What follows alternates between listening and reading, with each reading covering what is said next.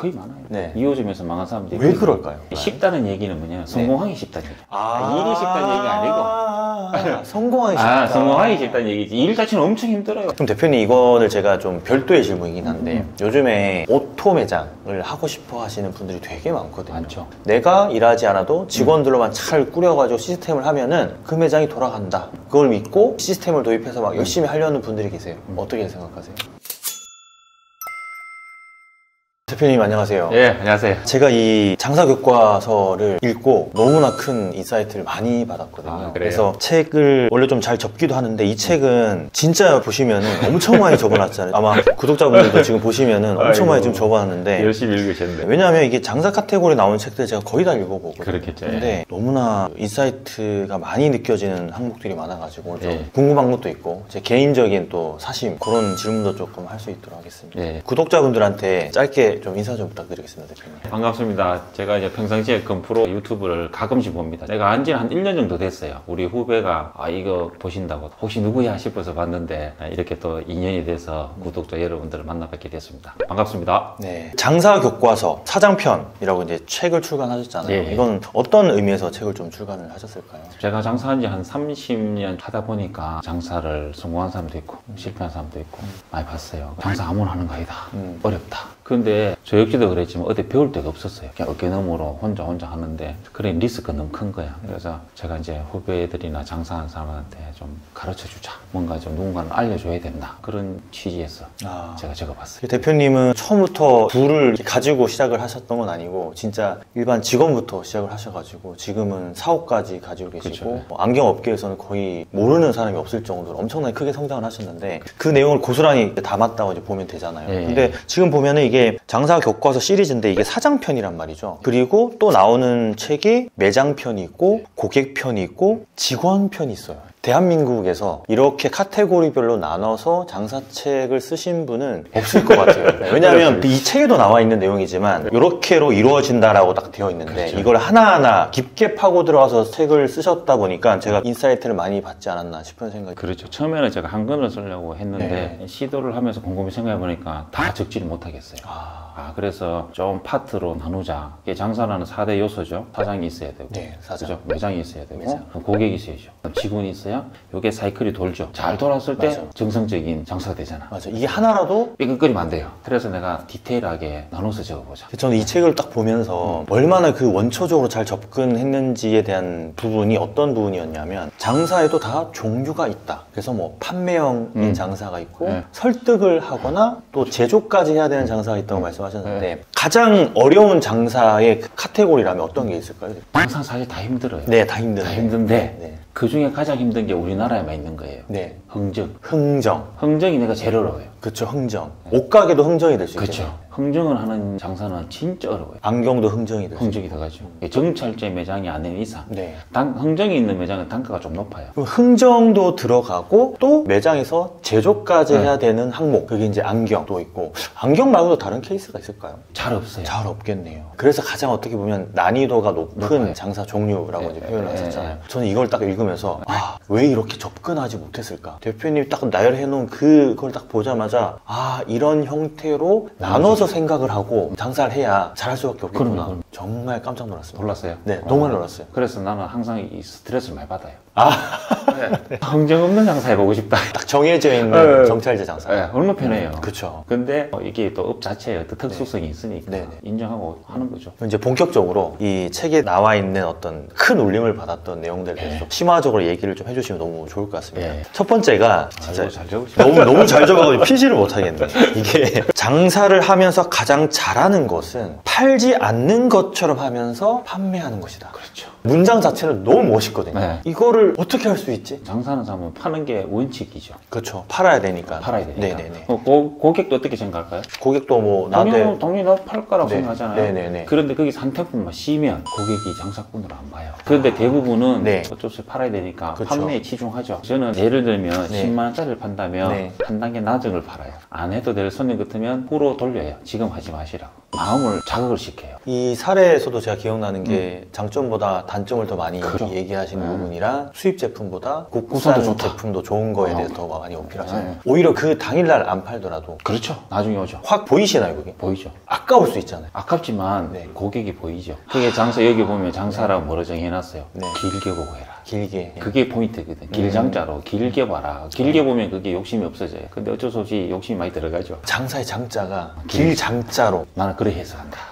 진짜 너무 좋은 말인 것 같아요. 그죠? 그럼 만약에 식당에 있어도 뭐 많이 시키지 않는 손님들 있잖아요. 예를 들면 보통 테이블 단가가 한 3, 4만 원 나오는 식당인데 이 손님은 되게 저렴한 걸 시켰어. 그래도 이제 그 손님이 거기서 만족하면 다음에 또 온다라는 생각을 할 수 있으니까. 뭐냐면 예를 들어서 어떤 고객이 왔어요. 왔는데 2명이 시켰어. 2명이 시켰는데 이 종업원이나 주인은 양을 알잖아. 2인분인데 3개를 시켰는데 3인분 넘는 것 같아. 그러면 파는 사람 어때요? 좋죠. 좋죠. 매출 올라가니까. 네. 근데 고수는 한 템포 쉬어요. 아 이거 많다. 드셔보시고 나중에 시키세요. 아, 맞아요. 근데 돈에 이렇게 판매에 있는 사람들은 네. 속으로 어이구 좋아. 맞아요. 그 순간에 매출이 올라가요. 올라가니까 그걸 참아야 된다니까. 아니, 제가 그래서 항상 그런 말씀들을 많이 드리거든요. 우리나라에 보면은 소중대로 파는 음식들이 많은데 그렇죠. 보통 소짜리가 2인분으로 우리가 보통 해석을 그렇죠. 하잖아요. 네. 그래서 3명이나 4명이 와서 소를 시키면 주인분들이 인상이 인상 별로 돌아가죠. 안 좋아지는데 오히려 3명이나 4명 와도 아, 저희는 소짜리 시켜도 충분하실 거다 양으로 안주로 드실 거면 그렇게 얘기하면 분명히 다음에 또 방문하시고 하실 거다. 이렇게 장사꾼의 마음을 역으로 이용. 우리 장사하는 사람들을 보는 시각이 있죠. 소비자들이 반대로 적용하는. 반대로 참 쉽지 않은 어려워요. 건데 이게 근데 진짜 진리잖아요. 그렇죠. 그렇게 반대로 하면 네. 고객이 오히려 더 예상이 외잖아. 네. 이거 왜 이래? 네. 이 집 왜 이래? 아, 너무 좋은 얘기 같아요. 그죠. 이건 진짜 저도 너무 극히 공감되는 내용이라서 두 번째는 앞에 첫 번째 파트에서 정리를 한 건데 내가 나를 고용하는 게 장사라고 했잖아요. 그렇죠. 근데 보통 이제 장사하시는 분들이 사업을 하고 싶어 하는 마음가짐이 있거든요. 근데 대표님은 장사를 하셨었잖아요. 네. 근데 사업으로 넘어가는 계기가 어떤 게 있다고 좀 생각이 드세요? 욕심. 장사를 하다 보면 욕심이 생겨요. 뭐 크게도 하고 싶고 네. 여러 개도 해보고 싶고 네. 욕심을 갈 때 사업으로 확 넘어갑니다. 아, 그럼 안경원을 하나 하시다가 사업으로 넘어갈 때는 어떤 구조로 사업을 하시나요? 프랜차이즈로 넘어갔죠. 그 브랜드 자체를 프랜차이즈로 하셨구나. 네. 안경원은 프랜차이즈라는 게 어떤 식으로 구성이 되나요? 일반 그 프랜차이즈 좀 달라요. 네. 일반 음식 프랜차이즈 같은 건 레시피나 주고 공통되지만 이제 안경사들이 기술을 갖고 있기 때문에 그런 거는 근데 기술 전수는 없고 아, 교육도 교육은 좀 시켜주는데 네. 기술 전수는 각자가 다 있기 때문에 괜찮고 같은 간판에 물건 어느 정도 공유하고 홍보 같이 좀 하고 아. 그 정도로 이제 하고 있죠. 그러면 내가 나를 고용하는 게 장사다라고 하면은 사업은 어떤 걸까요? 장사는 너 혼자잖아. 그쵸. 사업은 너 혼자만이 아니에요. 네네네. 영역이 확 커져요. 네네네. 식구가 네. 확 늘어져요. 네네. 개념이 달라지죠. 책에서도 나온 내용 중에 제가 좀 생각이 나는 게 매장 하나를 하고 있다가 괜찮으니까 매장 하나를 더 하면 돈을 더 많이 벌지 않을까 하면서 하게 되는 순간 실패하는 경우가 되게 많다고. 거의 많아요. 네. 2호점에서 망한 사람들이 왜 그럴까요? 착각하죠. 한 개 쓰니까 잘 될 거라고. 네네네. 네. 천만의 말씀. 안 될 확률이 더 많아요. 어디서 가장 큰 페인 포인트가 있을까요? 장사는 4개 중에 누가 제일 중요해요? 사장? 그렇죠. 사장이 반으로 나눠줘요. 그럼 못하죠. 대표님은 어떻게 50을 나눴음에도 불구하고 성공할 수 있었나요? 저는 그때 사람을 잘 썼죠. 직원 편에 또 많이 그 나오겠네요. 나오죠. 하여튼 2호점을 할 때 제일 중요한 게 사장이 50% 떨어져요. 그게 제일 크고 네. 그 다음 뭐냐면 여기서 잘 됐으니까 네. 여기서 잘 되는 어떤 그게 절대로 접목이 안 돼요. 상권이나 환경이나 시기에 따라서 분명히 달라져요. 같은 조건으로 한다고 생각을 하지만 그게 오히려 안 되는. 그래서 그대로 여기 성공했죠. 그대로 들고 가요. 그러면 안 돼요. 오히려 그 상권이나 입지나 그렇죠. 거기에 맞게끔 해야 된다는 네, 거예요. 그래서 이제 2호점을 할 때 내 원칙이 뭐냐면 똑같은 건 하지 않아요. 네. 뭔가는 다르게 컨셉을 바꿔요. 한 개를 했잖아요. 네. 여기가 모순이나 문제점이 있겠죠. 네. 거기서 항상 업그레이드 시켰을 때 2호점을 도전해요. 그게 약간 많은 분들이 간과하는 간과하는 부분이겠네요, 거죠. 그죠? 그래서 항상 첫 번째 매장을 할 때 연구를 해야 돼요. 왜? 내가 먼저 성공했다면 나머지 다 알아요. 감동이 안 생겨요. 또 다 카피할 수 있으니까. 그렇죠. 감동이 안 생겨요. 가장 중요한 부분인 것 같고 아마 지금 매장 2개를 이제 막 하시거나 3개, 4개 하시는 분들이 가장 힘들어하는 부분이 방금 말씀하신 그 부분이 아닐까 싶습니다. 그렇죠, 그렇죠. 아, 그래요. 자, 흥정하는 장사에 통달하면 다른 건 쉽다라고 이제 초반에 말씀해 주셨던 네. 부분이 있는데 식당을 하시는 분들이 되게 많거든요. 식당은 흥정하진 않다라는 말이죠. 근데 식당이 되게 힘들거든요. 식당은 흥정하진 않고 판매만 하잖아요. 제조를 하지만. 쉽다는 얘기는 뭐냐? 성공하기 쉽다는 얘기예요. 일이 쉽다는 얘기가 아니고. 성공하기 쉽다. 성공하기 쉽다는 얘기지. 일 자체는 엄청 힘들어요. 그쵸. 쉽다면 얼마나 힘든데. 몸은 힘들지만 사업 성공은 난 쉽다. 사업 성공 쉽다. 식당 하신 분들 좀 새겨 들으셔야 될 것 같아요. 그렇죠. 왜냐면 흥정, 제조까지 다 하는 업종보다는 오히려 이게 제조만 하면 되니까 정찰제. 쉽잖아요. 또 제가 봤을 땐 그래요. 일은 100배 힘들어요. 네, 우리보다. 네. 하지만 성공하기는 훨씬 쉽다. 대표님 말씀하시는 거 들어보니까 그런 것 같아요. 그죠? 지금. 음식은 맛있으면 오늘 먹고 내일 먹을 수 있죠. 네. 안경은 안 그래요. 1년, 3년, 5년 있다 와요. 그죠? 1년 동안, 5년 동안 기억을 남게 해야 돼. 그러니까 더 진짜 접객이 아니고 엄청 엄청 잘해야 힘들죠. 돼. 진짜 이해가 됩니다. 저는 이게 가장 좀 설명을 좀 듣고 싶었던 건데 사장은 독보적인 기술을 갖춰야 한다라는 파트가 있거든요. 어떤 걸 의미하는 걸까요? 예를 들면 이제 독보적인 기술은 뭐냐면 뭐 다른 집과 남과의 독보적인 기술이라기보다는 네. 직원들보다 네. 꼴등이 뛰어난 기술. 예를 들면 직원들이 잘 못하는 내가 나만 할 수 있는 기술 정도는 가지고 있어야 된다. 그게 뭐 제조가 됐든 아니면 어떤 설득이 됐든 그 설득이 됐든 뭐 판매가 됐든 판매가 됐든. 기술이 됐든 여러 가지 면에서 하나 정도는 내가 월등한 기술을 갖고 있어야 된다. 그래서 왜 그러냐면 네. 이걸 갖고 있지 않으면 직원한테 휘둘려요. 식당에서 셰프한테 휘둘리는 거랑 똑같은 거죠. 100% 휘둘려요. 그래서 독보적인 내만의 기술을 갖고 있어야 된다. 그러면은 이제 대표님께서는 장사를 하려면 멀티플레이어가 되어야 된다라고 그럼요. 얘기는 하는데 다 할 줄 알면서도 또 하나의 분야에 있어서는 조금 더 스페셜리스트를 그렇지. 잘해야 된다. 요리면 요리, 판매면 판매, 제조면 제조. 진짜면 진짜 그 정도는 갖고 있어야 네. 밑에서 흐느적거려도 네. 중심 딱 잡아요. 직원들이 또 그걸 보면서 따라야 되니까. 다르죠. 직원이 딱 보고 사장님을 존경하지 않으면 오래 못 가요. 뭔가 독보적인 게 있어야 되죠. 네. 그 사람한테 배울 수 있는 독보적인 기술. 그 사례가 좀 기억이 나네요. 그때 예전에 한번 백종원 대표가 군에 갔을 때 다른 사람들이 본인을 무시할 때 무 써는 거를 한번 보여준 적이 있다고. 오케이, 오케이. 네, 연습을 해가지고 그것만 딱 연습해서 다른 사람들이 그걸 보고 헉, 저분 잘하는구나. 다른 거 다 못하는데 그런 걸 좀 읽었던 기억이 나네요. 맞아, 맞아. 그런 개념이네요. 저는 이것도 이제 좀 여쭤보고 싶었는데 기술 연마를 위해서 나는 이렇게까지 했다. 대표님께서 막 김천에 안경원에 막 가시고 어디 대구 큰 데 가셔가지고 기술 같은 걸 가져오셔가지고 도입하시고 하셨잖아요. 벤치마킹 이런 거 보면 될 것 같은데 맞아. 그게 어떤 의미에서 조금 더 많은 분들한테 조금 도움이 될 수 있는 내용들이 좀 있을까요? 있죠. 저 같은 경우에는 이제 하나는 뭐냐면 배워야 되겠다. 그래서 항상 내가 이제 누구한테 누가 잘해? 어디가 잘해? 딱 물어보면 알려줍니다. 영업사원 전국을 다 다니니까 네, 그러면 딱 알려줘요. 그래? 그럼 그 집 잘 되고 어떻게 묻잖아요. 그럼 무조건 연결시켜서 찾아갑니다. 밥도 사주고 술도 사주고. 찾아가면은 좋아하나요? 그냥 가면 못 보죠. 그냥 가면은 그 그냥 사람을 이용해야지. 이제 소개로 약간 어떤 그럼요. 거는- 거기에 연관이 있으니까 한번 만나게해줘. 구경시켜줘. 얘기해줘. 그러면 이제 해줍니다. 왜냐면 내 상관은 멀면 같은 상관은 안 해주지. 맞아. 내가 대구에 있었는데 서울에 있는 사람은 내하고 상관이 없잖아. 그러면 네네네. 그 사람 잘 부탁하니까 연결시켜주지. 하기사 또 그렇게 하면은 그분도 약간 기분이 되죠. 좋아지고 네. 좀 더 가르쳐주고 싶은 마음이 들 것 같아요. 네. 좀 배우고자 왔으니까. 찾아오는 사람한테는 기분 좋아요. 근데 그걸 잘 몰라 사람들이. 그때 당시 어떤 혹시 기술을 좀 배우셨나요? 좀 그때는- 사례가 있을까요? 있죠. 그건 기술이기보다는 네. 시스템을 배웠어요. 어디 서울이 잘 된대요. 왜 잘 돼야 합니까? 거기는 1, 2층인데 규모가 작대요. 작은데도 엄청 잘 된대. 네. 야, 어떻게 하길래 1, 2층 작은데도 잘 되나 싶어서 구경 한번 시켜달라 했죠. 딱 올라갔어요. 네. 깜짝 놀란 거예요. 한 번도 못 본 기계들이 있는 거예요. 독일 기계가 풀세트로 쫙 있는 거예요. 야, 이런 안경원도 있구나. 깜짝 놀란 거예요. 네. 우리 집에 있는 시설하고 비교해보면 뭐 하늘과 땅 차이라. 그래서 구경하고 듣고 정심한게 하고 이런저런 조언을 듣고 와, 내려왔죠. 대박. 잠이 안 와. 막 설레이시기도 하시고 설레이지만 그 어떤 광경이 눈에 네, 잡혀서 네. 야, 나도 해보고 싶다. 도입하셨어요. 했죠. 그때가 99년도인가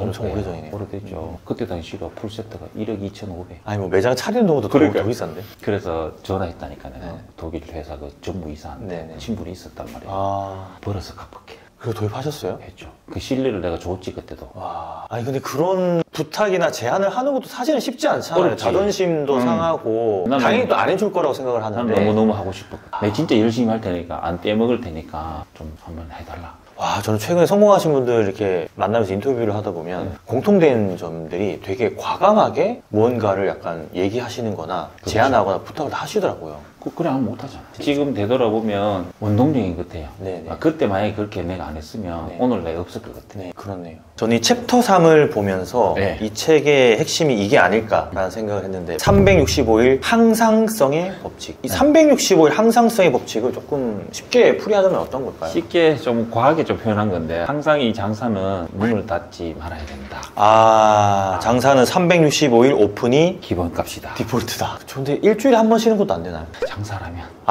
장사라면. 네. 그리고 닫아 있으면 다른 매장 가잖아요. 그렇죠. 그러면 거기 가보고 괜찮으면 뺏기죠. 거기 계속 가니까. 네. 그런 근데 거라서. 여기 항상성은 뭐냐면 네네네. 사실 그 뜻이 아니 사장이 항상성이에요. 이 책의 핵심이고 네. 핵심인데 네. 문이 열렸으면 주인이 있어야 돼요. 주인이 그치? 없고 직원들만 돌아가는 매장. 절대로 하지 마라. 여기 보면 사장은 쉬어도 쉬는 게 아니다. 관리하지 않는 매장은 금방 죽는다. 네. 30년간 현장감을 유지한 방법 이런 게 다 나오긴 하는데 그럼 대표님 이거를 제가 좀 별도의 질문이긴 한데 요즘에 오토 매장을 하고 싶어 하시는 분들이 되게 많거든요. 많죠. 내가 일하지 않아도 직원들로만 잘 꾸려가지고 시스템을 하면은 그 매장이 돌아간다. 그걸 믿고 시스템을 도입해서 막 열심히 하려는 분들이 계세요. 어떻게 생각하세요? 또 하나의 어떤 뭐 카테고리죠. 네. 괜찮은 것 같아요. 네. 뭐 시대 흐름이니까. 근데 그거는 사실 장사를 해보면요. 네. 스릴이 있어야 돼. 그렇죠. 스릴. 그래야 스릴이 없어요. 스릴 없죠. 스릴이 없어요. 네, 스릴 즐거움도 없어요. 돈으로만 하잖아요. 근데 진짜 장사는 나를 파는 거예요. 나를 팔아서 성공시키면 성취감은 진짜 하늘을 찌릅니다.